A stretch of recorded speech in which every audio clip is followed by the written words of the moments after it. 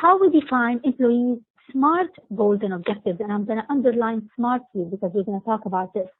Because it's not just a matter of giving a goal and an objective to an employee. It's a matter of giving them SMART goals.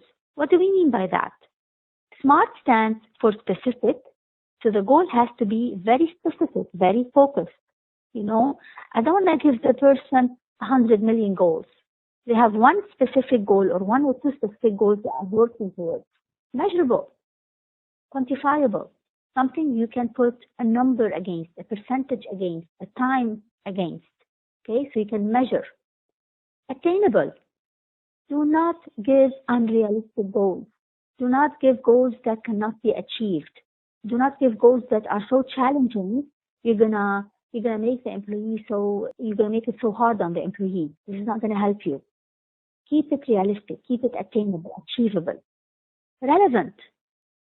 Do not give your sales guy a goal that has to do with the finance department or the HR department and vice versa. Each person needs a goal that is relevant to the role and the responsibility they are in. And very important is time bound. Put a limit, put a time limit, a deadline. Let them work towards a deadline, okay, within a week, within a month, within a year. And that way there's a framework through which these people are working.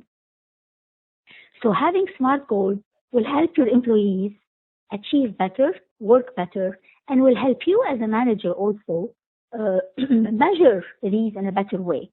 And will help organizations know, okay, that way everybody is working around the same framework. So in defining the goals, you need to ensure they're clear because they need to be measurable and ambiguous. Okay? You need to ensure challenge. Give them relevant goals that are linked to rewards. If I do my work right, within a year, I might get a bonus. I might get a promotion. I might become more visible within the organization. Okay? I'm going to hear a thank you from my manager. Commitment. You need to agree on the goals with your employee. Do not set the goals without an agreement, a mutual agreement, because otherwise the employee is not going to be able to perform very well. Okay? And feedback.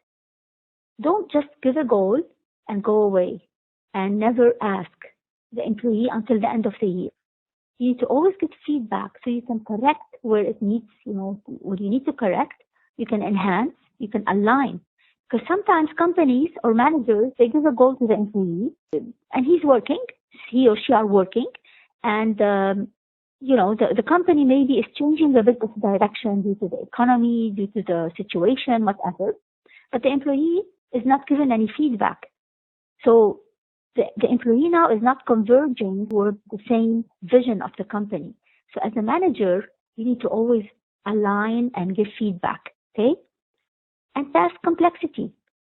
As I said, keep your goals attainable. Keep your goals realistic. Keep them short-term, okay? Don't give a goal that is very long-term, very hard to accomplish, because you'll never finish. When setting a goal, state them positively. Do not make it so that the goal is a challenge, is a burden, is something very heavy on the shoulders of the employee. Make it a positive experience. Make it something that's gonna be beneficial to them. Okay? Be precise, like we said. Set priorities. Okay? Make sure that when you give a goal, if that objective has several steps in it. Make sure that the employee knows what to do first, which is priority. If you give the employee 5 or 6 goals, make sure you tell them which is their primary goal, okay, which is their primary objective, if you wish, and which is their secondary objective.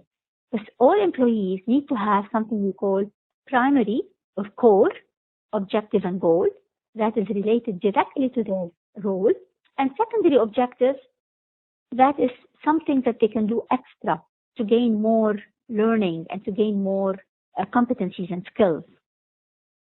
Document your goals. Document the goals. Write them down. Get the commitment, on paper, signatures. Keep the goals small, short-term, easy. and set performance goals, not outcome goals. Meaning, show the employee that if they perform well, even if they're not able to reach the exact results, then they will be rewarded.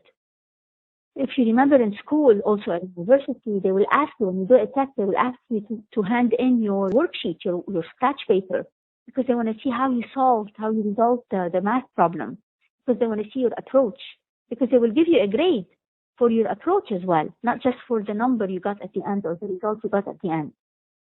And also, that way you can see whether the employee is really following the right approach or not, because maybe they are reaching their goals, they're achieving the results, but with the wrong approach. And you, as a manager, you need to realign that.